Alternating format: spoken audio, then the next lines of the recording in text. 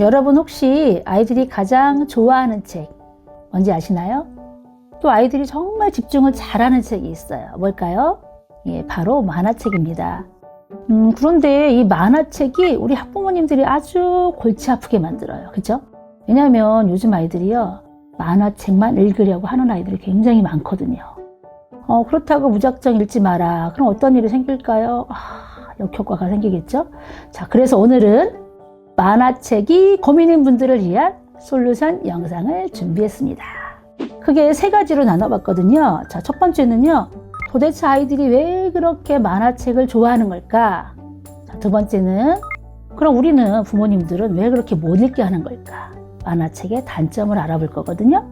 세 번째는 만화책만 사랑하는 우리 아이들을 위한 특급 솔루션입니다. 자, 먼저 그럼 아이들의 입장을 한번 이해해 볼까요? 자, 첫 번째 이유는요, 어휘력이나 이해력이 부족하기 때문이래요. 가슴 아프죠? 왜냐하면 이건 하루아침에 되는 것도 아니고 눈에 보이는 것도 아니잖아요. 그죠? 자, 그렇기 때문에 그 아이들은 자연스럽게 만화책만 찾는데요. 왜냐하면 그림만 봐도 충분히 내용을 이해하니까 말이죠.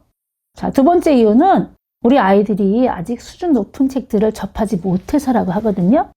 자, 이건 누구 책임일까요? 보나마나 우리인 것 같죠. 그죠? 왜냐하면 예를 들면 고전의 세계를 접해본 아이들은 스스로 깨닫게 된대요.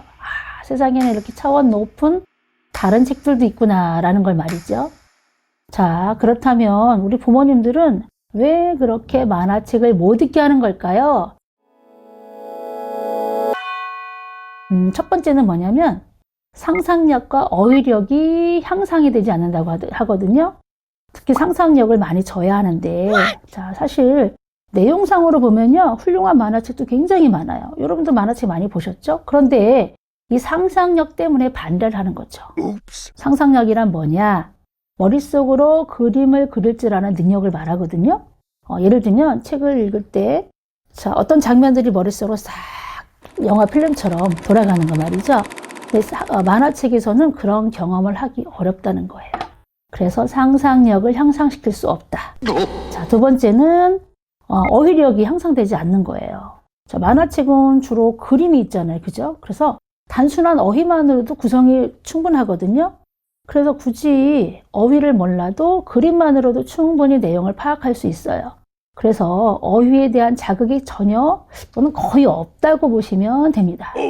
그래서 책 읽기를 싫어하는 아이들의 85% 정도가요, 어휘력 부족이라고 하는데, 이 아이들이 피난처 삼아 찾는 책이 바로 그 만화책인 거죠. 그렇다면 학습 만화는 어떨까요? 학습과 재미 두 마리 토끼를 다 잡기 위해서 학습 만화 아이들한테 보여주시는 거죠? 반전이에요. 학습과 재미 다 두 마리 토끼 모두 놓칠 수 있다라는 거. 왜냐하면 정보의 습득을 학습으로 착각할 수 있다라는 건데 이건 엄연히 다르다고 합니다.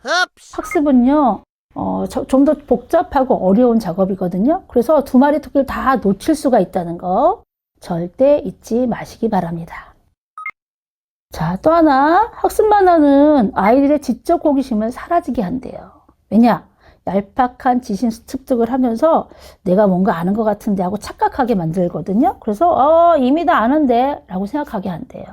그러다 보니까 호기심이 사라지는 거죠. 호기심이 사라지면 뭐가 문제일까? 자, 관련된 지식 도서를 찾아볼 일도 사라지는 거죠. 자, 마지막으로 학습 만화는요, 올바른 독서 습관을 갖기 어렵게 한다고 합니다. 아이들이 그림 기반의 학습 만화에 빠지면 글자를 읽는 걸 굉장히 번거롭고 또는 힘들게까지 느끼거든요. 쉽게 말하면 글을 읽는 호흡이 짧아진다는 거예요. 그래서 호기심도 사라지고 글자를 읽기 힘들게 된다. 어떤 의미일까요? 좀 무서운 얘기일 수 있지만 아이들의 독서 인생이 끝났다라고도 생각할 수 있다는 거. 자, 여기서 잠깐. 그러면 저는 학습 만화 저격수일까요? 절대 아닙니다. 학습 만화가 굉장히 중요한 책이고 좋은 책이 많다고 그랬잖아요. 근데 어떻게 읽느냐에 따라 달라진다는 거죠. 그래서 제대로 읽는 방법을 한번 말씀드려 볼게요. 자, 첫 번째는 말주머니만 읽으면 안 돼요. 일반 만화책들이나 학습 만화에 좋은 책이 많은데 예를 들면 뭐가 있을까요? 읽어보신 거 뭐가 있을까요? 가장 많이 봤던 게 짱뚱이 시리즈? 검정 고무신? 왠지 어릴 적 추억이 막 떠올라서 그런가? 아니 옛날 사람 그래서 그런가? 또 가장 많이 본 책 뭐 스테디셀러 있죠? 뭐가 있을까요? 학습만의 고전이라고 하는 거. 그렇죠. 이원복 선생님의 먼 나라 이웃 나라. 또 그거 읽어보셨나요? 박시백 선생님의 조선왕조실록. 예, 어른들에게도 굉장히 도움이 되고 훌륭한 책이잖아요. 저는 아이들이 읽어야 할 책 장르 중에서 특히 아이들이 어려워하는 장르가 있는데 그게 바로 역사책이거든요. 그 역사책은 학습 만화로 접근하는 것도 꽤 괜찮은 방법이지 않을까 생각합니다. 만화 한 컷에는요, 그림도 있고 또 줄글도 있고 말주머니가 있잖아요.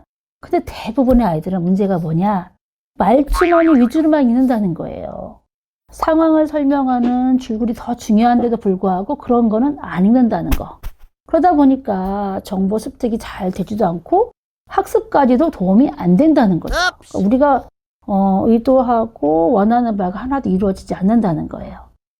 사실 저도 역사를 특히 세계사에 대해서 처음에 초보일 때, 잘 모를 때 이현복 선생님의 먼 나라, 이웃 나라부터 시작을 했거든요. 근데 만화 역사책에는 또 좋은 점이 뭐냐면 그 시대의 건축이나 복장, 유물 이런 것들이 고증이 되어서 그려져 있어요. 그렇기 때문에 그 시대를 이해하는 데 상당히 도움이 된다고 생각하거든요. 자, 이런 부분까지 찬찬히 읽고 보고 이해하다 보니까 만화책 한 권 읽는데도 시간은 엄청 많이 걸렸는데 덕분에 세계사의 기초 배경 지식이 생겨서요. 그 다음에 줄글책으로 넘어가는데 또 다음 책 조금 더 난이도가 높은 책을 읽는데 도움을 상당히 많이 받았던 기억이 납니다. 그래서 우리 아이들도 그렇게 접근하면 훨씬 더 효율적이지 않을까 생각하는 거죠. 자, 또 하나 당부드리고 싶은 건 뭐냐? 학습 만화책도 반드시 반복해서 읽어야 된다는 거예요. 모든 책이 마찬가지이기도 하지만 특히 학습 만화조차도 그렇다는 거. 자, 왜냐하면 학습 만화 읽는 이유가 뭘까요? 결국 배경 지식을 쌓기 위한 거 아닐까요? 그렇죠? 근데 학습 만화는 말 그대로 정보가 가득 실려 있는 책이에요. 만화책이라고 해서 한 번만 읽어선 절대 장기 기호로 넘어가지 않습니다. 결국 배경 지식을 쌓을 수가 없다는 거죠. 자, 그러니까 만화책도 소홀하게 생각하지 마시고 반복해서 읽어야겠죠? 반복 읽기와 배경 지식의 중요성은 굳이 말씀드리지 않아도 다 아실 거예요. 그렇죠, 여러분? 마지막. 이번에 만화책만 보는 우리 아이들을 위한 특급 솔루션입니다. 자, 일단 첫 번째. 만화책과 줄글로 된 책을요, 섞어서 읽게 하는 거예요. 이미 만화책에 푹 빠진 아이들 말 잘 들을까요? 절대 그렇지 않습니다. 떼쓰고요. 소위 말하는 금단 현상이 일어나요. 그래서 엄마랑 매일 싸우거든요. 그 고민을 질문하시는 분들이 가장 많아요. 이럴 경우에는요, 만화책과 줄글책을 섞어서 읽게 하는 거예요. 예를 들면 만화책 2권 읽었다. 그럼 줄글책을 1권 읽는 거죠. 그런데 이 줄글책도요, 처음부터 욕심 부리시면 절대 안 됩니다.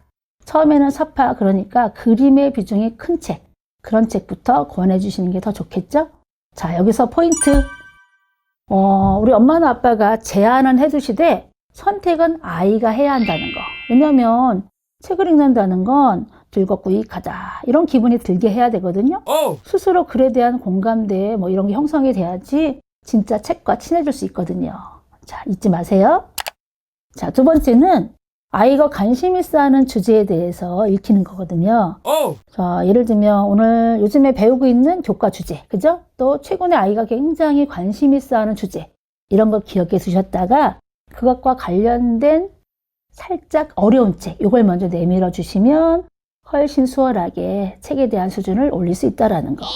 근데 갑자기 또 우리 어머님들은 정보를 알려드리면 욕심을 너무 많이 내셔서 예를 들면 권장도서 아니 필독도서 막 이렇게 하시거든요. 절대 그러시면 안 돼. 우리 아이 수준에 맞춰야 돼. 일단 예를 들면 만화로 된 책, 사진이 있는 책, 그림으로 된 책, 또 글이 많은 책, 이렇게 한 주제를 다룬 다양한 책들을 다양하게 경험을 시켜주신다는 거. 이게 더 훨씬 효과적입니다. 세 번째는 이건 제가 자주 써먹는 건데 적절한 보상. 이게 굉장히 또 괜찮아요. 예를 들면 밀당 있죠? 아시다시피 아이들은 뭐든 강압적으로 해서 오래가지 못해요. 그래서 처음에는 좀 밀당도 하시고 살살 다르고 어리면서 원하는 길로 인도하는 거. 물질적인 것도 좋고요. 필요하다면 용돈도 좀 주기도 하고, 근데 이게 주객이 정도 되면 절대 안 된다는 거. 또 물질적인 걸 주실 때도요, 너무 큰 걸 처음부터 사주시면 나중에 집 팔아주셔야 합니다. 아셨죠? 자, 이런 게 과정도 결과도 훨씬 좋은 효과를 누릴 수 있다는 거 잊지 마시기 바랍니다. 자, 만화책이 아이들에게 유익한지 아닌지는 전문가들 사이에서도 여전히 의견이 분분해요. 저와 생각이 다른 분들도 꽤 계실 거라고 생각을 하는데, 하지만 대체적으로 만화책은 폐해가 많고 투자한 시간에 비해서 효과가 별로 없다는 거, 이 부분에 굉장히 공유를 많이 하시거든요. 그래서 어떤 분은요, 줄글로 된 책이 주식이라면 만화책은 간식이다 라고까지 표현을 하셔요. 간식이 주식이 되면 안 되죠. 그죠? 우리가 영양가가, 몸에 들어가는 영양가가 없잖아요. 그래서 만화책이 책 읽기의 주가 되면 절대 곤란하다는 거.